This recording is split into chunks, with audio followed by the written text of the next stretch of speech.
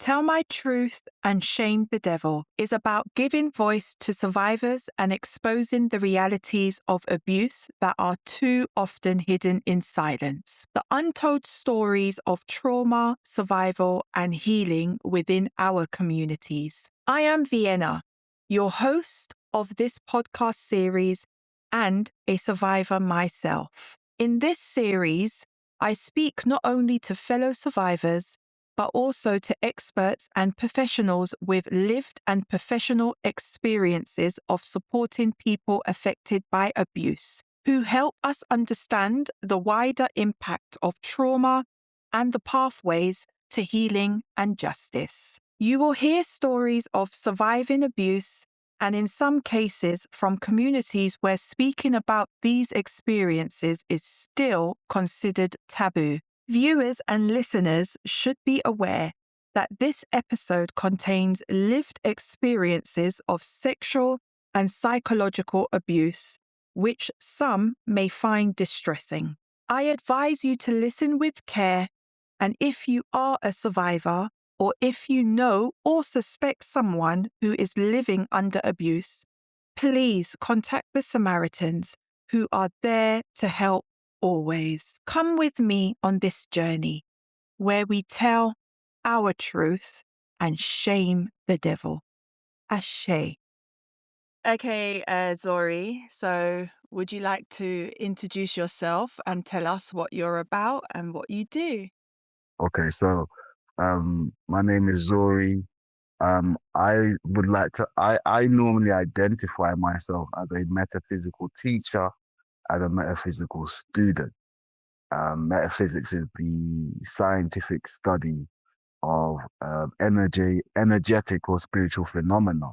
It gives you some science towards why certain things may happen, and some of this science is not readily available to the mainstream, um, unless you've got a few hundred bobs to be purchasing books by PhD people.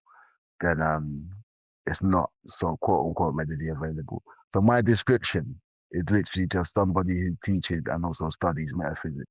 Um, the particular branch of metaphysics that I have expertise in is astrology, tarot, Ifa, and Kabbalah. And can you sort of tell me how that ties into, for want of a word, a healing practitioner, as though I've come to know you as? Um, I forgot to mention I also teach Qigong and practice Reiki. Um, I would say um, healing is an aspect of metaphysics and aspect of spirituality. And all those things that I've mentioned, whether it be Ifa, tarot, um, astrology, they all have a healing aspect to them. They take there's different types of techniques, um, and when it comes to tarot, I would say the technique that's heavily utilized in tarot is what we call psychosomatic. Psychosomatic is when something can affect your mind, and because it affects your mind, it comes out in the body. Um, this is what I say, that there's words for these things that happen, um, and there's science to back some of these things that happen. Um, so healing is an aspect of all metaphysical practices, because as we know, metaphysics is about the study of humanity itself and how they developed and how they utilize the elements to assist them, either making tools or utilizing nature, to better. What's the word I like to use? Um, Give them a better quality of life. Okay. So Zori, going straight into it, to start, can you explain what Ifa is and how it approaches healing compared to Western medicine? Oh, definitely. So Ifa is the compository of the Yoruba uh, culture, and it includes everything a culture includes. It includes spirituality, it includes healing, it includes advice, it includes agriculture. It includes every single thing a civilization needs to thrive. However, the crux of Ifa is to have good character and to be a decent human being. Um, Ifa has the he has four layers to healing. He has the psychological um, area to healing. It has the energetic area to healing. It has the medicinal. Ifa is, I'd say, like 98 to 99.9% of all the remedies are done through either herbs or animal parts. And it's interesting to me that when I say stuff like that, some people might say, oh my God, animal parts. But when you go into the Chinaman shop and he's hanging animal parts with the herbs, all of a sudden it's okay. All of a sudden it's all right. You know what I mean? It's strange. It's strange.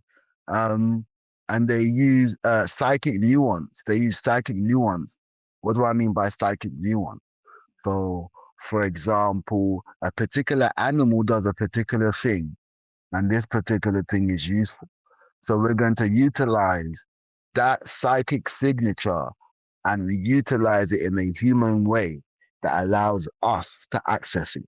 This would include using um the body part that allows an animal to create a particular act and then utilize incantational words to synchronize the two things so that the human being can have access to that energy or that aspect of that animal. And you see these things, if we go further into history, you see things like this is called an what's the word from it? Anamorphic, where you add an animal and a human together. You see it in the Egyptian Yeah, I've heard of that. depictions, right?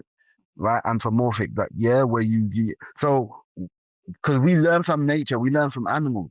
I'm pretty sure the first human who created a wheel probably saw a gecko turn into a wheel and rolled away from a fucking predator. Do you know what I mean? Like everything is here. This is our school. Yeah, yeah. I understood perfectly. Um, so how is that compared to, or should I say, how is that different, or the approaches obviously is different to Western medicine? Western medicine only cares about your chemistry and your biology. The mind and the energy behind what makes you who you are. Um, it's only of late, I'd say the past 100 years, that Western medicine has caught up. Now you've got alternative therapies like psychology, psychotherapy. And I have friends that are psychotherapists. They use cards. They don't call them tarot cards. They call them guidance cards. Yeah? Wow, Do you okay. understand This what? is new. Yeah, yeah. Ask any psychotherapist. Ask anyone who's a psychotherapist. They're in their training. They have these cards, and in these cards, they're supposed to. These cards represent what they call archetypes, Mm. Okay. right? And these archetypes could be the hero, could be the heroine, could be the pauper. Like, because what tarot does is the compository of the human experience. You've got 22 major arcana that represent the major and spiritual things that happen in all of humanity. Then you've got the 56 cards which represent the different ways that these things can actually materialize here and now. Okay. In traditional healing, illness is often seen as more than just physical symptoms. Can you break down how mind, body, spirit, and environment are connected in real healing? As you were just explaining with, the animals and, us sort of taking reference from the animal kingdom in order for us to more or less explain things that happen within our lives back then. So, Mhm. can you break down how the mind, body, and spirit and environment are connected to real healing? Okay. So first of all, we're gonna go into the environment, and we know mountains, rivers, and forests have high levels of ion. Anybody who's into science will know this. Yeah. Ions, negative ions to be more specific. Negative ions, whenever they're breathed in, reduce the amount of free radicals in human beings, which slows down your aging, Mm. right? the more negative ions you actually have in your body, the less free radicals you have, the more your cells can work more efficient. Yeah. Is that Yeah. why that usually, when you see somebody wanting to sort of come away from, I would say, I don't know, Thank you, Lord. society or the Mhm. city, they will tend to go up in the mountains or in the forests or by Yes. rivers? And think about the religions, all of these prophets or these major people. Their revelations either came when they were isolated, either in a mountain, in a cave, or near a river somewhere. Wow. Yeah. Yeah. Okay. So environment, that's environment for one. Mhm. Also, when we talk about the urban environment, we live in a very toxic concrete. Concrete is terrible for humans. People have no idea, Explain. right? Right? The chemicals in concrete is such an unnatural thing inside a natural environment. There's so many things that we could use except for concrete, right? The mix itself, I knew it. I so knew it, you know. yeah, Go on. the mix itself is quite toxic. I mean, of lately they've kind of like started making it a bit more less harmful as they normally do, so it's not as bad. But concrete is not good. Living on top of each other ain't good. The energies ain't right. Are you Did you know talking that? about in flats? Yes. Did you know that the people who design flats are the same people that design prison? Speak. Speak it. Right. No. So again, that's the environment. Speak it. Yeah, yeah. This is a fact. Anyone go do your research. Yeah, some of these flats have been designed. Because just look at the way prisons are designed. Look at flats. Mhm. So the way cities have been designed, forget about modern cities, even ancient cities. And I say this to people who study history, it's been designed that the people below are utilized as human batteries for the elite. This is it. And so if you live in a city, you will see that your energy is being given away in order to run the city. But you don't own the city, do you?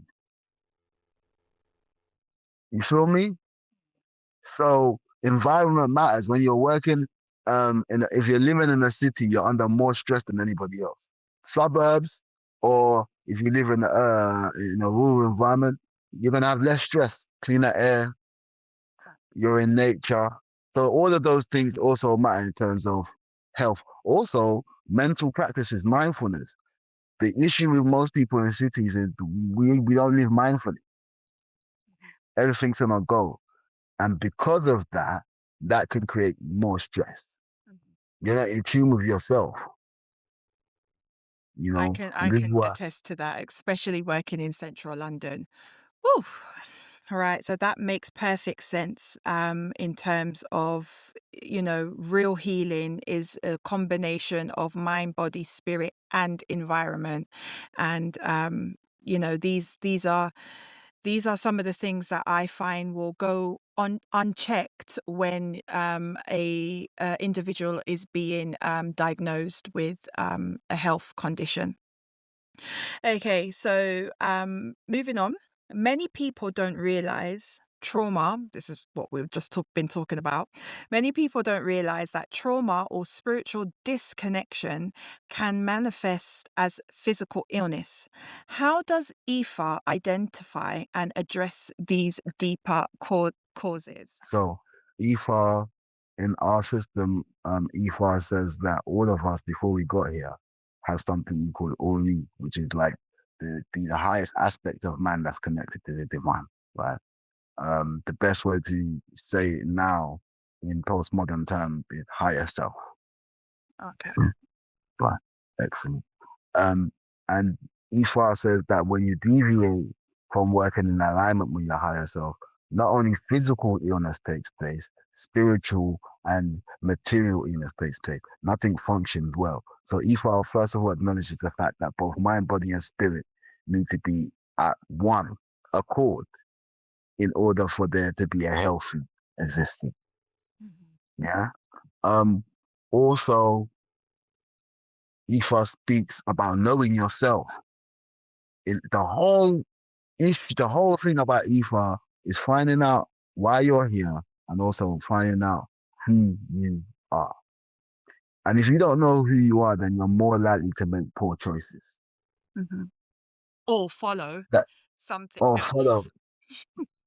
exactly, right? Which is gonna make put you in misalignment. Yeah, misalignment. E5 is as much as as much as it's a collective thing, it's a very individualistic thing. E5 focuses on the person and then tells them how to act and behave in society. Right. Wow, then that's quite straightforward. Right. The next question. What are some common misconceptions about health and healing that people believe because of big pharma or modern medicine? What do you think? So I would say because of big pharma, everybody thinks that everything is measurable and everything's determined by the five senses and all of these machines. This is what I like about my culture in Nigeria. You go to a doctor, any doctor, right? They'll do all the tests and if everything comes out that you're fine. The next thing they'll do is they'll pull you aside and say, listen, I think this is beyond just here. You need to seek specific advice. So what they're saying in a nutshell is you need to go and see a spiritualist, brother. Yeah. Mm. We can't help you here, Mm. right? Because, like I said, has identified in the realm of psychology, curses can be placed. They're called cycles. I did psychology, and so a student asked that question: can people die from curses? The lecturer, PhD guy, said yes, they can. All right. It's called psychosomatic. Yeah, Mm-hmm. this is why stress, yeah, they could do all the tests in the world. Everything's normal, but you're stressed. That's why you're sick. Mm-hmm. Mm-hmm. Yeah. It's like a silent killer, if that makes any sense. But I would say a silent killer because you do, just like what you said, you do not understand how all needs to be in alignment in one. So if you're just only concentrating on the physical aspects and you're leaving out the other aspects, that's where it can become detrimental to one person. And stress in itself, you don't really realize as well until it's too late. There's many things that people do and they will say, oh, it's a part of the job, so on and so forth. But do you need to be doing this particular job in order for you to create these particular stresses? Maybe not, but a lot of people do find that, because stress is invisible, I would say, they find that it doesn't affect them, if that makes any sense. The job doesn't affect them, and it's not this. It's a part of it, It is challenging and what have you, but you get through it and stuff like that. Go to the gym, work it off or what have you. But it goes much more deeper than that. So I'm glad that you have brought that up and said that. Um, Okay, so in your own experience, what are the hidden truths about real healing that most people are not being taught? I think for me, prevention's better than cure. And people have not been taught how to take care of their bodies, mind, body, and spirit. And even if they have been told to take care of their body, they're told to ignore the mind and, no, dare you even try to interact with the spirit. So I think for me personally, if one can cultivate an existence where you exercise all aspects of yourself, I mean, I believe the word is treat yourself in a holistic manner. You're not just the body, you're not just the mind, you're just the spirit. You're the composite of all of those three things. And you're gonna need all three of those three things whilst you're here in order to have a good existence. Mhm. Acknowledging those three things and finding well, this is what most people who quote unquote are spiritual now will do all the quote unquote spiritual stuff, but none of them have a routine or a regime. And they hate me for it when I start talking to them. So what's your routine? Oh no, nothing. I just sage every now and again. And when I feel something, I just wear a crystal. And so what? You think Do you think Christians go to church every Sunday for no reason, or do you think Islamic people go to the mosque every Friday? Or do you think people who practice Ifa check in every 4 days and do also? You need to have a routine. Mhm. Yeah. So is that what you're saying, like a routine where a Christian will go to church every Sunday, whereas these spiritual people nowadays, Don't have a routine. they just sort They of, just, I got bad vibes. Let me sage my house. I've oh, got evil eye. Let me get I got evil eye. Let me get a Turkish symbol. okay. Like, there's no real relationship with yourself or the aspect of your spirit. You just like doing shit whenever it feels like you want to do shit. Okay. If you stop brushing your teeth for a year, people won't want to talk to you. Yeah. So how come you don't have a check-in system every now and again that you check in with yourself or your spiritual aspect of yourself? How come you don't have that? Yeah, I understand. Well, how comes they don't have that? What do you think? I think it's very easy to fall into the commercialization of spirituality. Mhm. I agree. That's what I wanted you to say. I agree. I think it's become, trending now to, want to partake in such things, but there's no substance. There's no apples to the apple pie, I guess. Yeah. Okay.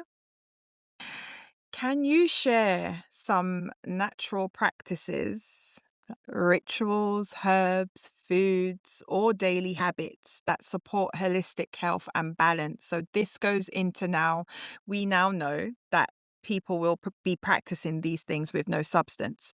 So share with us, some natural practices, rituals, herbs, foods, or daily habits that can support A holistic very health. a very good one, um, Mhm. which is for the mind and the energies in your house, is just right. Open your door in the morning and just get a glass of water and pour libations every day, bro.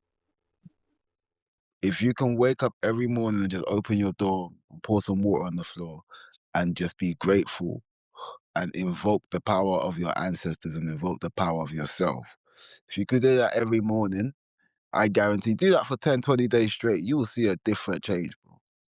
You will see a different change. Yeah, that's one of the things. Mindfulness, meditation. Mhm. If you could sit down 5 to 10 minutes a day and hold a meditation and just observe your thoughts. Meditation is not about stealing your thoughts. You don't steal your thoughts. You observe them until you become the observer, and then you choose which thoughts you want to entertain. The more you meditate, the more you become the observer, the more you become the observer in life, which gives you greater control over your own thoughts whilst you're existing. So when a frantic thought comes, you don't have to latch onto it. You can let it go because you know you're just observing a thought. Because we don't think thoughts, we receive thoughts. Where? From where? Ah, that's the great mystery. That's the great mystery. That's a fact. That's a great mystery. We don't think thoughts. We use the word think, but we actually receive thoughts. This is why we have things like intrusive thoughts. Where did that come from? So would you not agree that it's from one hive mind source? They call it the collective unconscious. Collective unconscious. And where is that from?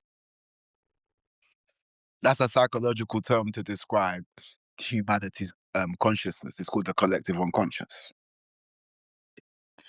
But where does that come from? If you get what I mean. You see, you're asking a question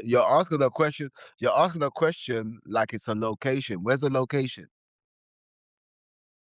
I don't My know. point. My point. Okay.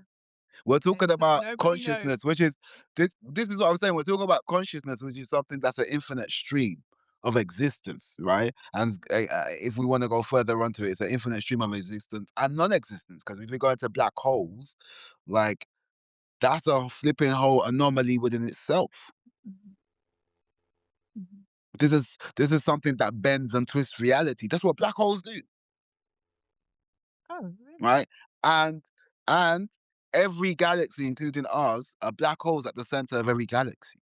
swirling it round. You know, so it's like, you know, the best description of it is the collective unconscious. Where is it? Where's the location? Is it up? Is it down? Is it left? Is it right? Who knows? Is that why most people will say God is that source, or The Jesus reason, or the Allah or something is that the source rather than the going beyond that? the reason why we have that is cultural perspective. Right. Cultural perspective. That's what I say. Cultural, and the word God. I was having a discussion with a student yesterday. The word God is come from the old German word Guttan or Gott. I can't, or Gut, one of the two. And one of the meanings is to pour libations or to invoke. Oh, Yeah, right. To pour libations, so because it's an anglicized word for act, okay. So right? it's Yeah, like the word love. Is it a doing it's a word? doing word, right? It's a doing word. But because if you think about it, most cultures, their deities have a function. Mm-hmm. Mm-hmm. Yeah. So, for example, the supreme deity in Yorubas or Lodumare, there's two translations: the owner of the eternal pot or the owner of the eternal code. Why do we say that? Because we believe God speaks to us in Odus, which is binary code. And so he's the owner, or she's the owner, or it's the owner of the eternal code Mm-hmm. or Okay. eternal pot. And the reason why they use pot is because when you look inside the black pot, it kind of looks eternal. It's like beginning and the end. Mm. Okay. And was Ifa the chosen way of life before it sort of I don't know how to explain it, but before Christianity came to Nigeria? I would say that Ifa is the central base and the consortium of all of the Yoruba people's traditional and spiritual practices. And that was their way of life before other systems came into to play, i.e., Christianity, Islam, and all the rest of the other sort of synchronized faiths that we have back home in Nigeria. Okay. All right. That makes a lot of sense. So, how do energy, ancestral guidance, and spiritual connection play a role in someone's healing journey? So, for example, energy, that's you know that's probably the most easiest one to speak on. Energies, I mean, we all understand energy, even children understand energy. It's just that we get dissociated from our understanding as we grow up, and we don't choose to live in that realm no more. We are now more so conscious because now we got to get up, we got to go to work, we got to do this, we got to go do that. We've got more so much responsibilities on our head. We forget that we're all. It's just like when people meet someone, say, "Oh, my spirit don't meet with that person." We all sense energy. We all know when we walk in a room and it feels awkward. You don't have to teach that to nobody. Do you understand what I'm saying? It's Yeah. just that we need to We learn don't act on it, to but act on it, but also we need to learn to identify how it shows up in us, and then how we can use it to our advantage. So, like, if you're around people with the good kind of energy, then you're less likely to be sick, because sickness comes energetically first. Right? Sickness comes energetically first, right? Because if you put your mind in a sick state, or you're around people who consistently think negative thoughts, you are going to lower your immune system. Yeah, okay. in biology, in ancient terms, how they discuss evolution and how things sort of come to be, they call it horizontal gene transfer, which means that certain species, through breathing and what do you call it, leaving feces and stuff, people and people interchange, because your gut biome changes every time you go into a different atmosphere. The biomes in your gut change. Yes, I could understand that because the foods are different. No, forget the food, just a different atmosphere. If you step into a different room, if you step in, the minute you start talking to somebody, say for example, you step outside, you go to a shop, you start talking to somebody, right? The minute you start interacting with that person, your gut biome start to change. Really? Just 100%. just an ordinary. Just on normal, your gut biomes change quite regularly. This is why people say you have a gut feeling. Oh, okay. Yeah. When you're discussing or having a conversation with somebody, or you step into the room, Mhm, right? And some people have a gut feeling, your biomes change according to the atmosphere and the people you're around. mhm. Okay.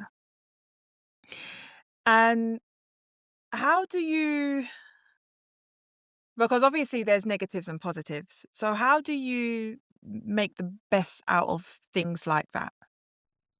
So in EFR, they discuss the fact that everything exists in binary. They call it duality metaphysics, and that means that where there's a up, there's a down, where there's a left, there's a right, where there's a right, there's a wrong, where there's a good, there's a bad. The reality is accepting everything in its totality and learning to walk a fine line of balance and acceptance. We would call ourselves good, but some of the things that we do are bad. So good and bad, when we talk about it philosophically, is normally about the society's mindset of what they've decided is good and bad within the social construct.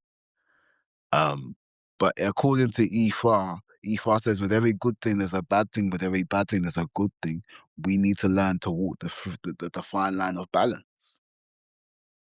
Is it the same as I think I read something like that in the Kabbalion, where for every truth there is a lie in it, and for every lie there is a truth in it, whether you know it or not.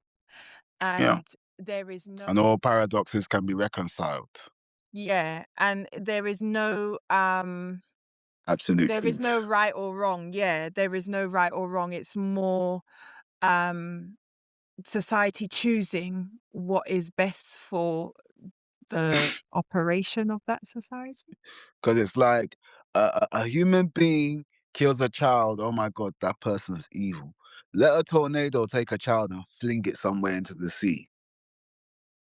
And oh well, that was the weather. So, you, act of God. Yeah, yeah. God gets a pass.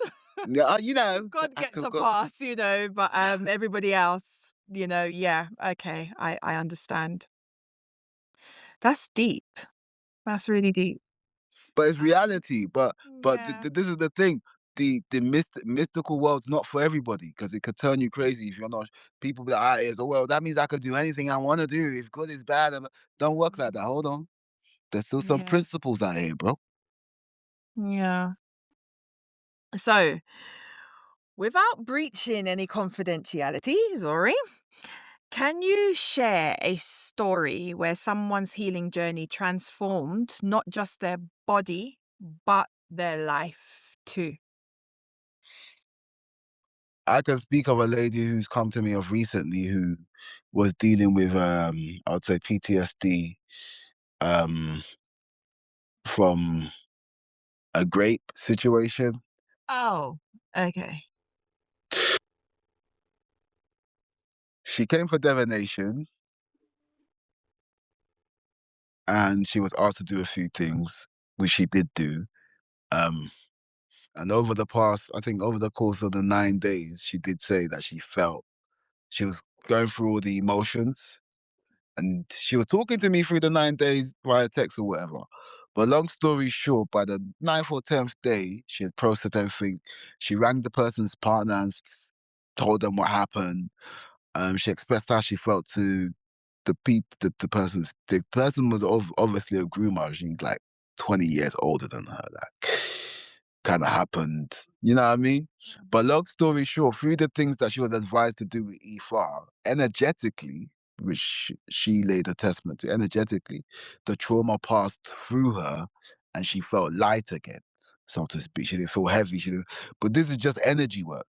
Because if I will ask you to do offerings to a particular Orisha, to a particular deity, or to Ifa itself, in order to get the energies moving, to put you in a situation where things can be processed safely, Reiki does the same thing. The only difference in Reiki is you got to come to someone got to sort of lay, which gets the trauma out of the body energetically. Because like they say, the body keeps the score. So you could go through stuff and think it's just at the back of your mind, but it's affected your body. It's affected your nervous system in one way, shape, or form. Mm. Mm. So, what were some of the things she had to do? Could we have one? She had to buy bitter cola and offer the bitter cola to Ishu. Ishu in Ifa is considered the policeman of the astral realm. Okay. He's the Um, police. If somebody messing with somebody in a way that's not, you tell Ishu. He's the policeman. okay. And then he or she, is it he or she? He Eshu is normally a he. In certain traditions, he has a female counterpart. But Eshu has two sides. Eshu normally has two faces, one head facing front, one facing behind. Okay. And listening to him will obviously because what I'm trying to understand is, did she sort of, as you said, she became lighter, and I've experienced something like that where the I don't know, it's like a fear is gone, so I'm able to Yeah, more speak, if that makes yeah. sense. The heaviness is gone. She feels more free. She doesn't feel all that guilt and shame. It's gonna Yeah, lift it off her. and stuff. Okay. Um, okay. For people who feel stuck or reliant on symptom-focused medicine, what advice would you give them to start taking control of their own healing journey? Mindfulness and research. Where Go to get a start, blood though? test. My breath work. Breathe in and exhale through the mouth. Just sit down for a minute. Just sit down for 1 minute. I'm not even asking for 2 minutes. 1 minute. Get some oxygen in the brain. Mhm. Yeah? Real Yeah, talk. yeah. Yeah? That's how you Breathe speak. with your abdominal. Don't breathe with your heart. You're not meant to breathe with your heart, your chest. Yeah? See, babies breathe correctly. That's why in yoga they teach you to breathe with your stomach. You're supposed to be breathing with your stomach. You take in more oxygen when you breathe with your stomach. Let your stomach expand. Do that for a minute. Even if it's when you wake up and before you go to bed, I guarantee you, do it for 7 days, you'll see a difference. Why is it that we have forgotten if babies are able to know that is the correct way to breathe? Because we live in a society that teaches us how to live in a very unnatural manner and in a way that's not really working with nature. Have you not seen the urban environment? Metal and like, not to say these things are bad, but the way that it's being utilized now, it's terrible. I'm loving the way that some of these, you got these countries that have got this sort of alternative way of their buildings are built with like trees and all sorts of stuff. They've got high rising flats, but there's trees all the way up. Just like you can still do the stuff and still do it with nature. You don't have to be so, you know what I mean? Industrious. So yeah, Yeah. Why is that, do you think? because we live in the mind of a Eurocentric hive. This is mentally what they've created. Um and unfortunately, we were part of it. I've always said to people that it's your responsibility to take care of your own health. And the issue is majority of the people don't want to take responsibility of themselves. Most people don't want to study or get to know anything because they don't want to change their lifestyle. Some people are happy to be ignorant. That's really sad. But I agree with you. I really do agree with you. Um, okay. How can someone tell the difference between genuine healing guidance and profit-driven or misleading advice? The sense of peace you feel whilst dealing with them. Mm. If you're dealing with them and all you feel is a sense of urgency. But if you're dealing with them and you can feel a sense of clarity, of peace, and so being attended to, then you're not in the right place. But if the person's giving you a sense of urgency, then they're not attending to you. They're trying to make a buck. Mm. That's marketing. I agree with you, but there's a but. I've been in situations where they are really, really, really conniving.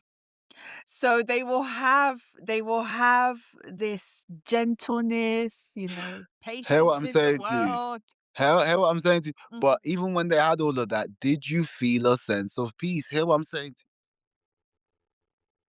you. Even if they had all of that, did you feel a sense of peace? Yeah, I see what you mean now. Yeah, you didn't. You Oh, questioned yeah, that's shit, what I'm but saying. I see because what you mean now. Yeah, yeah. you questioned shit, but you never acted on your shit that you questioned because they were so nice. They were so And nice. no, they Yeah, you can't didn't they want to can't be be what I rude. think. It can't be what I think. Look at Yeah. them, they're so kind. They're so lovely. No, it's not. It is what you think. Yeah. And I guess I didn't have really the strength to kind of just go out like I do now. I would now. But See? yeah, before. And you're young, so I think that's another trick I would say they tend on the young on the younger generations. 100%. Yeah, unfortunately. 100%. The lady I did the work for, who came from a divination, said to me, before me, she met somebody else who said he was a spiritual. He said to her, oh, before he does work for her, he has to tap into her mind. I said, what? She said she let him, and then she said she felt invaded after a while. She felt a bit funny, and then she just stopped talking. I said, this is what I'm talking about. Like, how does that even make any sense? Yeah, why would you need to go into somebody's mind, you know? Yeah, Mm. weird stuff. Weird. Okay. So finally, closing thoughts. If you could give our audience one principle or practice to guide them towards real, lasting healing, what would it be, Zori? I know you've mentioned meditation and things like that, but what could be how could you get them on the road to real lasting healing and not just taking a 12-week course and that type of thing?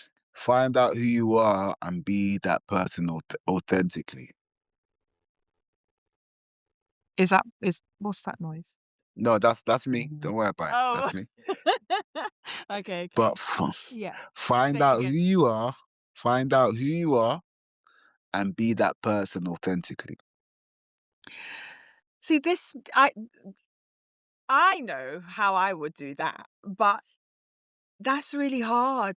And my appeal is more to the younger generation, so 35 and under. How would they do that? Say if they're just normal, they have no clue. No, then they're not religious. They're really trying to strive to become a part of the corporate world, the Eurocentric way of living. They don't know no better.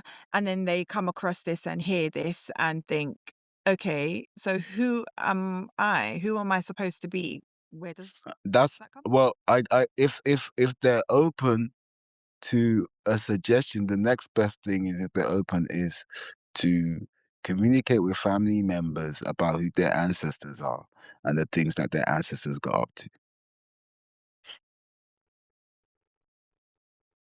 Okay. That's another way. And are you talking about grandma, great grandma? Grandma, great grandma, whoever it is, great uncle, get interested in your past, Okay. Okay. So because that will open certain psychological doors. okay, to figure out why I am the way I am, or why this is happening to me type of thing. Yes. Okay, great. Well, that concludes this interview, Zori. Thank you so much for partaking. Is there anything else you want to leave the audience with before we go? I would say to people, um, allow yourself to think for yourself and don't listen to what everybody says. Think for yourself. Yeah. Think for yourself. Yeah. Think for yourself and have the courage to listen to yourself. Mm-hmm. Is that when you say listen to yourself, does that mean intuition? Is that your intuition? It could mean intuition, but it could also mean just having the guts to stand up for yourself when someone's talking nonsense. Mm-hmm.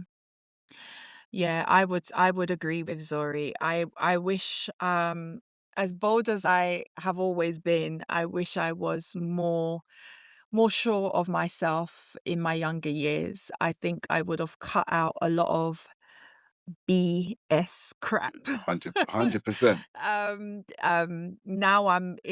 Now where I am in my life, I clearly see I was right all along. Whether I knew the words for it or the ways of it, however I felt at the time was the correct way. And I should have obviously just listened to, as you said, my gut feeling. So I agree with Zori. Please take his advice seriously and just try it. Thank you, Zori. Most welcome. Thank you for listening, viewing, Tell My Truth, and Shame the Devil. For more stories of survivors' progress, please like, share, and subscribe. Let's grow this community and break the taboo. You have been listening to lived experiences of survivors of abuse. If you have found the conversations triggering, or know or suspect someone who is living under abuse, please contact the Samaritans on 116123. Ashe.